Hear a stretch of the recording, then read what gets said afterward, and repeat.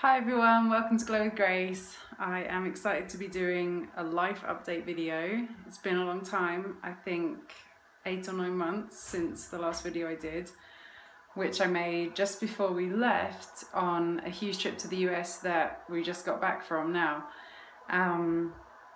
That last video I did, Oria hadn't yet turned 4 and I was doing a little update about how things were going with her. As many of you probably know, we now have a new baby. She is doing absolutely amazing. Her name is Eliana, and she just turned 3 months yesterday as I record this. She was born on February the 24th. And so she was born up in the US. We were up in the US for 7.5 months in total, which was kind of unexpected. When we left, we didn't know how long we would be up there or kind of where we would be up there, and yeah, in the end we ended up there for that long. And we actually went across the entire country. We started in Florida because it was the shortest journey from Ecuador to the US, so we flew from Quito to Miami. Oria had never been out of Ecuador, and we just didn't know what it was going to be like going on an international flight with her, so we were just trying to minimize the impact. So it's just like, I think, a 4-hour flight or something. And so we ended up in Florida, and then we drove the entire way from Florida over to California, across the entire country, which was amazing journey.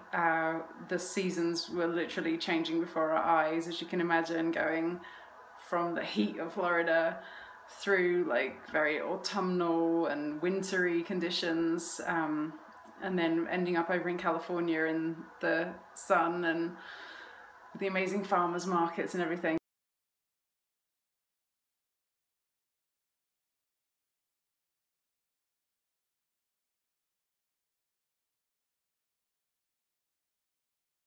So it was quite a journey, and then we ended up staying in California for I think 5 or 6 months. Yeah, we were near the business, and we just rented a place and we ended up there, which was unexpected, and you know, it was all a quite intense experience.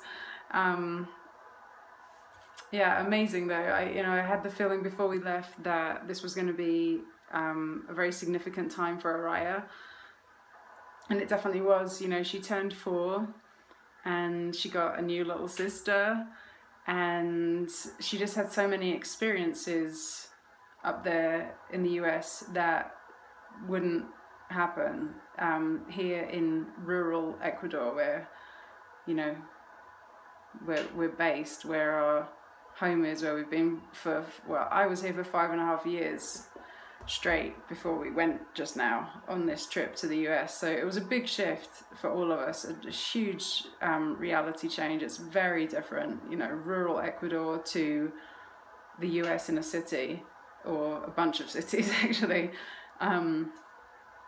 Very different reality, and it was amazing for Oria. So many experiences that, yeah, like I said, wouldn't happen here. You know, we went to a bunch of different children's museums, especially, she loved, and parks all over the place, and, you know, just so many amazing places and things that she saw. Really eye-opening. You know, we went to a bunch of different zoos. She saw all these animals who she would never possibly see here.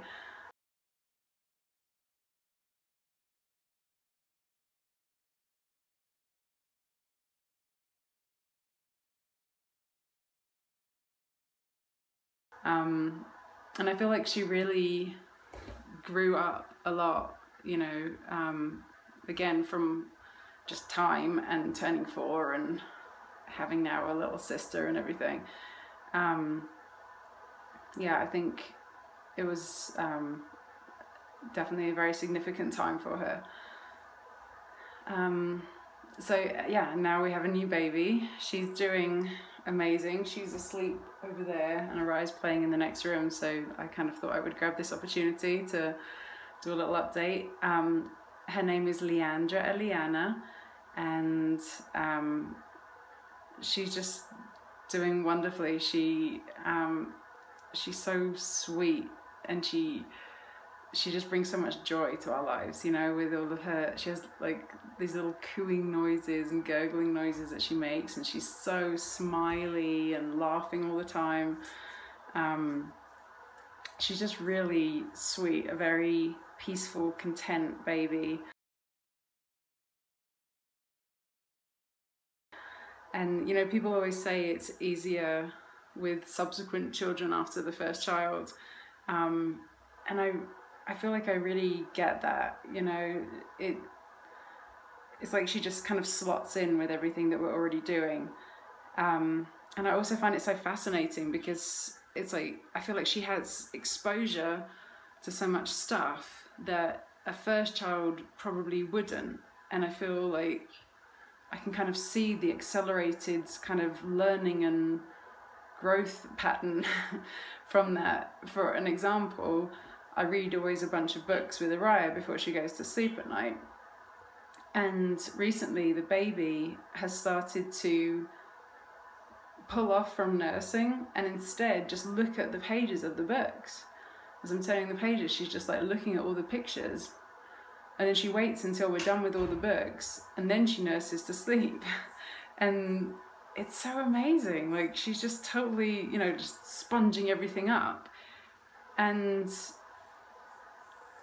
with a first child, you know, if you just have this tiny 2-3 month old baby, I can't imagine there's many people who would sit there and read book after book to a tiny baby like that, because, you know, it would just seem like they're probably not very interested, they're not really getting anything out of it. So, you know, she's getting exposure to that and everything else. You know, she's just watching Oria all day long on the trampoline, in the swimming pool, playing with her toys. You know, she's just soaking everything up, and you can just see like she can't wait to do all of those things herself. Yeah, she loves her big sister, and Oria's just been amazing. From the first moment that she walked in a few minutes after the baby had been born, she just really stepped into that role of being the big sister and wanting to help with everything. She's really been adapting to it amazingly well. We had no idea how it was going to be, and yeah, it's just been a total blessing. Oria is loving being back here in Ecuador and rediscovering all of her stuff. She has so many toys, and you know, it was kind of just crazy for me, actually. It felt really almost overwhelming when we got back here to see how much stuff there is in our house, especially toys, because we lived without all that stuff for the last 7.5 months. So we obviously don't need it, you know, we can live without it. So it was kind of shocking to come back and see everything. I just literally wanted to grab big black rubbish bags and just go around the house and throw everything into the bags and get it out of it. I have started that process, but in a much more kind of slow and gentle way. I always remember this thing I heard many years ago for house clearing of to clear away anything that isn't either useful or beautiful or treasured in some way.